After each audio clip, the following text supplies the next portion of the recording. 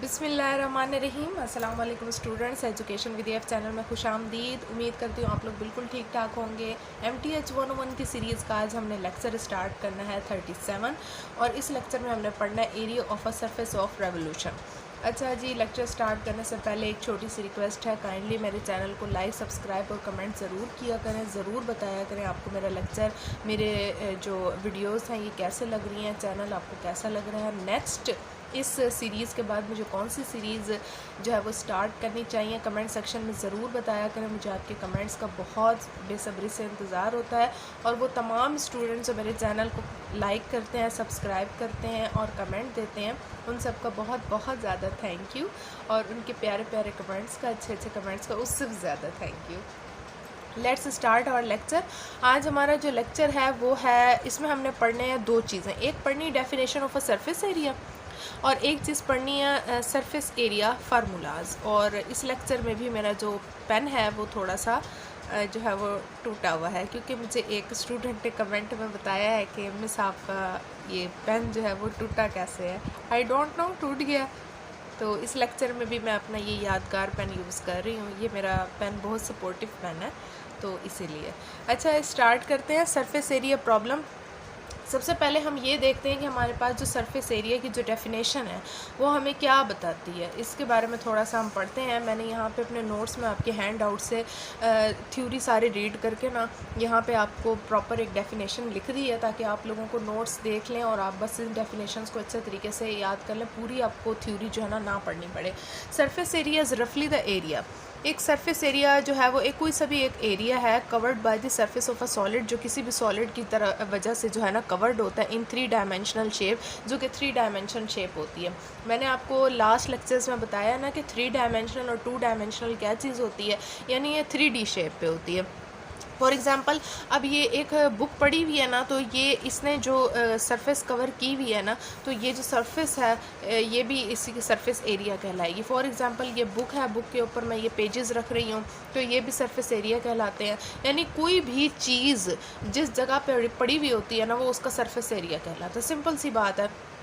मिसाल के तौर पर आप कप रखते हैं चाय वाला, तो वो जिस जगह पे रखते हैं वो उसका सरफेस एरिया होता है। ठीक है, आपको ये चीज़ जो है ना थोड़ा सा एक ग्राफ की मदद से भी इन्होंने यहाँ से आपको बताई हुई है, तो थोड़ा सा मैं आपको बता दूँ कि फॉर एग्जांपल आपके पास एक ग्राफ है इस तरह से, उसमें ए और बी इंटरवल है और वो एक्स एक्सिस के ऊपर रेवोल्यूट कर रही है। रेवोल्यूशन का मैंने लास्ट लेक्चर में बताया था, जब कोई चीज़ किसी चीज़ के गिर्द घूमती है। रेवोल्यूशन का क्या मतलब होता है? घूमना होता है।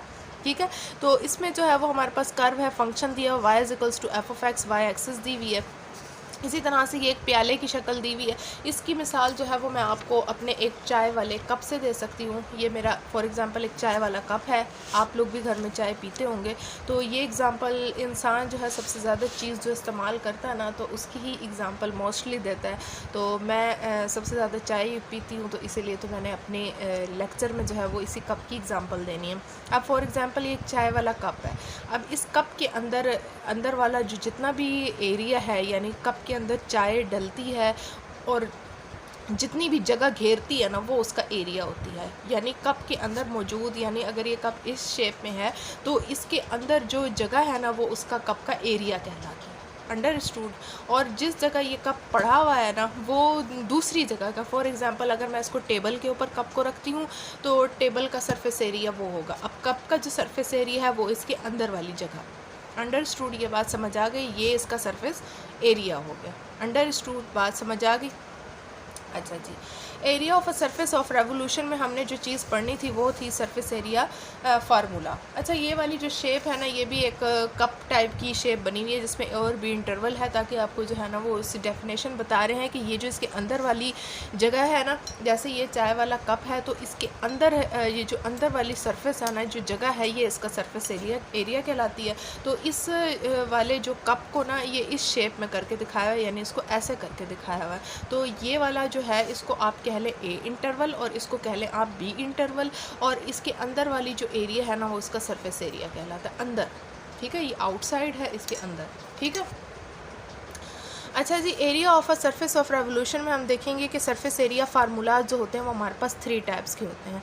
इसमें एक और चीज़ है आपके नेक्स्ट पेज के ऊपर दी हुई है, फ्रस्टम हम लास्ट में देखेंगे, इसकी प्रॉपर्ली एक डेफिनेशन भी है। इसके अलावा आपको यहाँ पे भी मैं बता दूँ कि ये वाली सारी थ्योरी क्या बताई हुई है, नेक्स्ट ग्राफ में भी उन्होंने चीज़ बताई हुई है।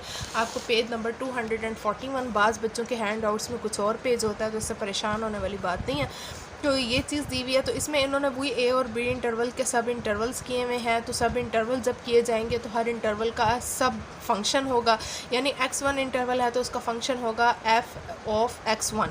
तो ये चीज़ मज़ीद सब इंटरवल्स करके उन्होंने बताई हुई है कि अगर हम इसी तरह जो है वो इसके पोर्शंस बना लें तो उसका सरफेस एरिया ये हो जाएगा, ये मतलब हर चीज़ को जो है वो बताया हुआ कि हर चीज़ का सरफेस एरिया किस तरह होता है।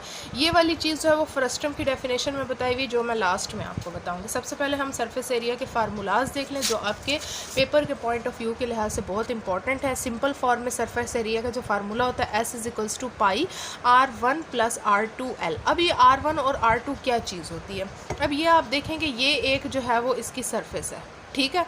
अब जो सरफेस है ना, अब ये देखें ये सर्कल टाइप ही है ना, अब सर्कल का कोई ना कोई रेडियस तो होगा ही, रेडियस तो होगा ना। तो जो इसका अपसाइड वाली है उसको R1 के नाम से कहते हैं, और इसका जो लास्ट में एंड पे है यानी ये वाली जो जगह है ये भी सर्कल में ही शो हो रही है, तो इसका भी तो कोई ना कोई रेडियस होगा, तो इसको R2 से शो कर दिया। और ये जो इसकी लेंथ है ना इसको L से शो कर दिया। अंडरस्टूड, बात समझ आ गई है। तो ये जी सरफेस एरिया हो गई। अब कोई भी चीज़ होती है, कप है तो उसकी ऊपर भी एक सरफेस एरिया बनता है, नीचे भी बनता है। नीचे वाले का रेडियस भी कोई ना कोई होगा, ऊपर का भी कोई ना कोई रेडियस होगा, तो R1 और R2 हो गई। और इसकी ये वाली जो लेंथ होती है, ये वाली जो लेंथ है वो क्या हो गई, L हो गई। अंडरस्टूड। इंटेग्रल फॉर्म में इसको हम कैसे लिखते हैं, इसको लिखने का तरीका होता है S = पाई जो है वो किसको शो कर रहा है कि कोई भी जो सर्कल होता है ना वो हमारे पास 360 डिग्री का होता है। अगर हम उसका हाफ़ कर लें तो वो हो जाएगा पाई के फॉर्म में, यानी 180 डिग्री का। अच्छा, इंटेग्रल जो होता है वो S = हमारे पास इंटीग्रेशन A से लेकर B तक 2 पाई f(x) √1 + f का डेरिवेशन ऑफ x होल का स्क्वायर d ऑफ x। ये चीज़ जो है वो हमें इंटेग्रल फॉर्म का उन्होंने फार्मूला दिया हुआ है कि S हमारे पास बराबर होता है इंटीग्रेशन AB 2 पाई f(x) √1 + f की डेरिवेशन x होल का स्क्वायर d ऑफ x। ये है इसका इंटेग्रल फॉर्म सरफेस एरिया का फार्मूला। अंडरस्टूड। अब रिमान सम फॉर्म में जो है वो क्या इसका फार्मूला बनता है, रिमान सम फॉर्म में ये आपके पेपर्स में बहुत दफ़ा आ चुका है। इसको आपने अच्छे तरीके से अपने जहन में बिठा लेना है, इसमें कन्फ्यूजन किसी तरह की क्रिएट नहीं करनी। इसका फार्मूला हमारे पास बनता है S = limit maximum delta x k approaches to 0 summation n k = 1 2 pi f के x के स्टेरी डबल स्टेरी है। अब डबल स्टेरी इसीलिए क्योंकि इस वाले फंक्शन को इस वाले फंक्शन से थोड़ा सा डिफरेंट करना है। तो √1 + f की डेरिवेशन x स्टेरी सिंगल है और डेल्टा x के। अब यहाँ पे इसकी f की डेरिवेशन है ना, तो इसीलिए ये x सिंगल स्टेरी। अब यहाँ वाला जो फंक्शन है वो डबल स्टेरी करके इसको बताया हुआ है कि ये ना ये वाला फंक्शन इस फंक्शन से थोड़ा सा डिफरेंट है, ठीक है।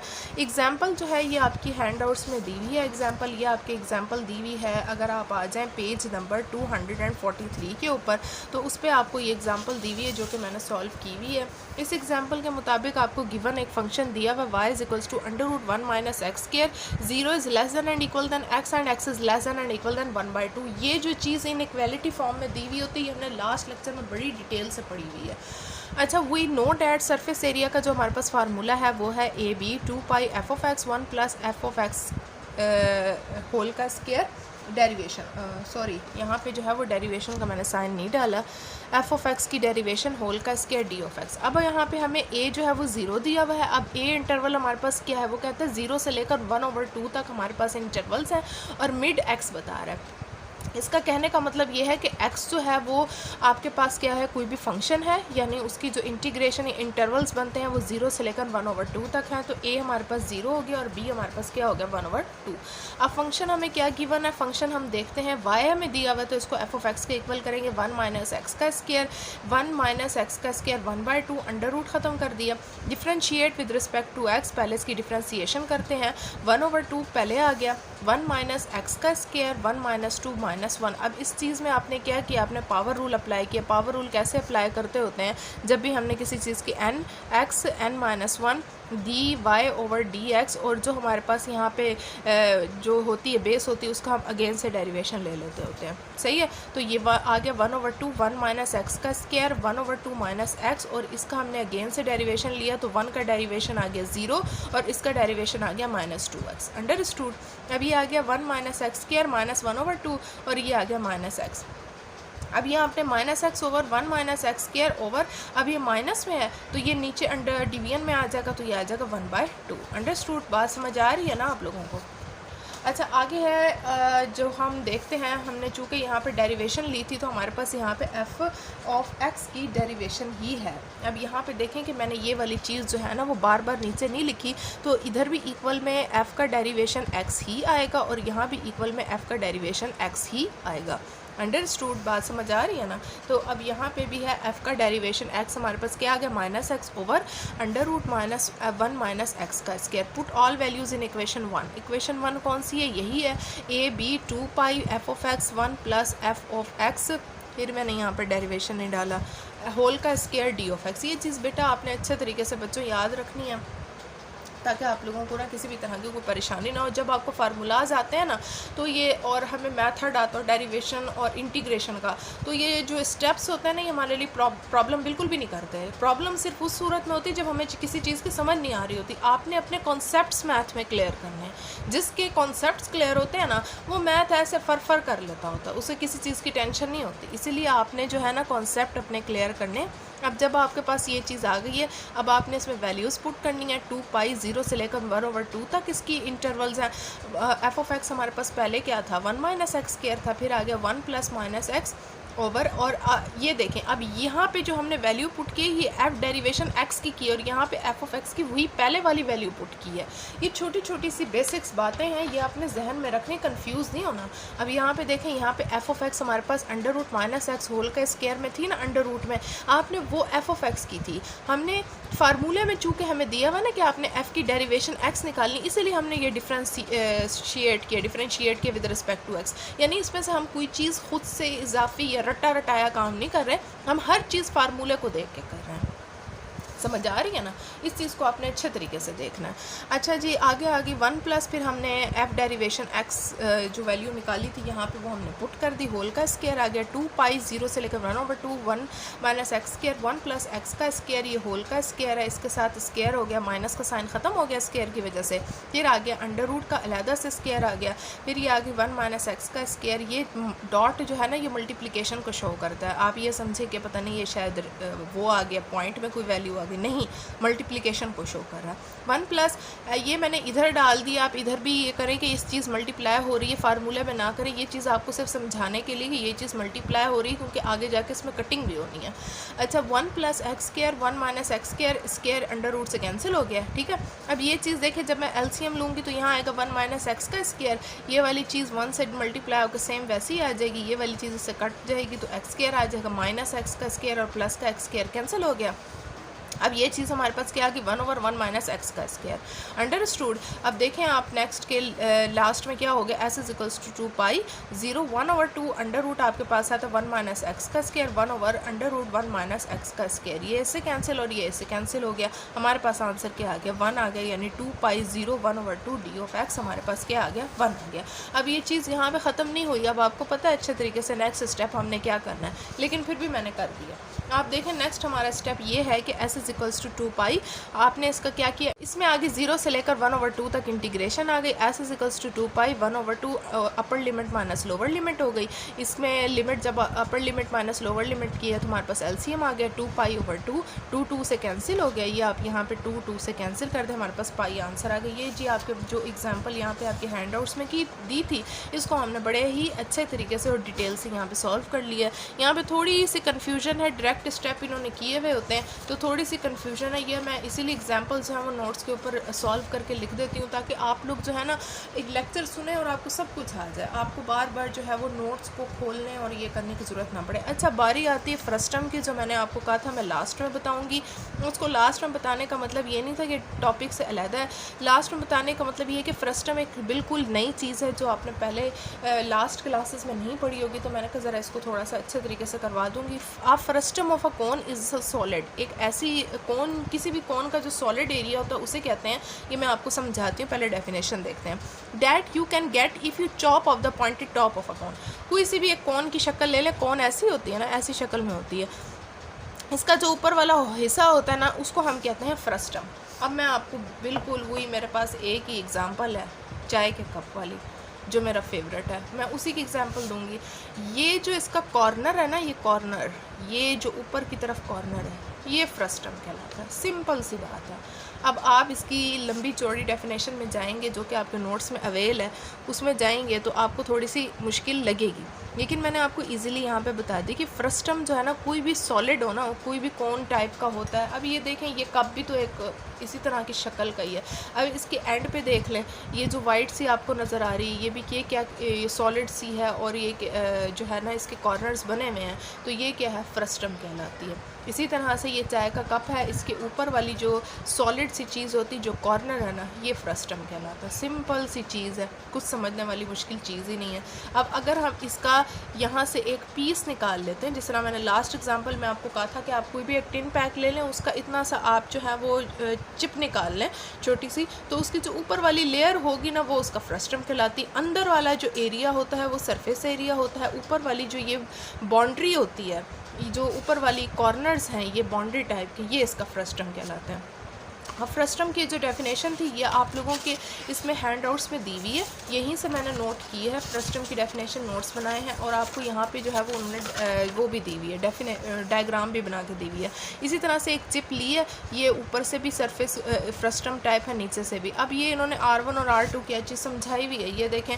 अब यहाँ पे ये क्या है, ये भी क्या है, सर्कल टाइप में है, इसका कोई ना कोई रेडियस तो होगा। फॉर एग्जाम्पल ये मिड पॉइंट, अगर यहाँ से इसका रेडियस ले लें, इसको R1 शो कर दें, इसके एंड पे चले जाएं, तो ये भी तो ये फ्रस्टम ही कहलाता है, इसका भी तो रेडियस होगा ही ना, तो यहाँ पे इसका रेडियस जो है वो R2 कहलाएगा, और ये जो इसकी लेंथ होगी वो L कहलाएगी। इट हैज़ 2 रेडियाई, इसके 2 रेडियस होते हैं, एंड अ स्लैंटेड लेंथ, और इसकी लेंथ भी होती है लंबाई की शक्ल में, एक स्लैंटली लेंथ भी होती है। सरफेस एरिया इज मैयर्ड बाय, अब इसका जो सरफेस एरिया होता है ना, ये सरफेस एरिया, इसको मैयर करने के लिए जो हम फार्मूला इस्तेमाल करते हैं, जो मैं पढ़ा चुकी हूँ आपको, S = पाई R1 + R2 L। अंडरस्टूड, आपको समझ आ गई अच्छे तरीके से। अच्छा, आगे जो मैं आप लोगों को एक चीज़ बता दूँ, ये जो है केथ फ्रस्टम, और जो है ये आगे जो इन्होंने सारी ये चीज़ सॉल्व की हुई है ना, ये फर्स्ट ये जो मिड पॉइंट वाले हमने लास्ट में पढ़े थे, मिड पॉइंट निकालना, लेफ़्ट एंड पॉइंट और मिड पॉइंट और राइट एंड पॉइंट, ये उससे सारा जो है इन्होंने रायमन सम वाला फार्मूला जनरेट किया। बार बार एक ही चीज़ ली हुई है, और फिर वो एक्स के स्टेरी और रायमन सम वाला जो फार्मूला है, जो मैंने आपको यहाँ पे शॉर्टकट फॉर्म में लिखवा दी है। पेपर्स में यही आता है कि आप सरफेस एरिया का रायमन सम फॉर्म बताएं कि उसको हम सरफेस एरिया को रायमन सम फॉर्म में किस तरह से शो करते हैं। तो आपको 2 नंबर का दिया हुआ, तो इसमें आपने फार्मूला लिख लेना होता है। ये आपको MCQs फॉर्म में दिया होता है, नीचे फार्मूलाज होते हैं, आपने क्लिक करना होता है राइट फॉर्म के ऊपर। तो ये चीज़ें आपने अच्छे तरीके से अपने माइंड में रखनी है, इनसे कन्फ्यूजन हासिल नहीं करनी, ठीक है, समझ आ गई है। ये चीज़ ज़रूरी नहीं थी, इसलिए मैंने आप लोगों को वही चीज़ बार बार रटी रटाई, और इस चीज़ में कन्फ्यूज़ होना, और इसको कैसे बनाया कैसे नहीं। तो सिंपल सी जो चीज़ हमारे पास फार्मूला आती थी, जो आपके पेपर्स के पॉइंट ऑफ व्यू के लिहाज से बहुत इंपॉर्टेंट है, मैंने बता दी। आज का लेक्चर भी इंशाल्लाह आपको पसंद आया होगा, दुआ में ज़रूर याद रखा करें। अपने फ्रेंड्स को, अपने जूनियर्स को मेरे चैनल की रिकमेंडेशन दिया करें, और जो है वो मेरे चैनल को लाइक, सब्सक्राइब और शेयर भी ज़रूर किया करें। इंशाल्लाह अगले लेक्चर में ज़रूर हाज़िर होंगी अच्छी सी इन्फॉर्मेशन के साथ। तब तक के लिए अल्लाह हाफ़िज़।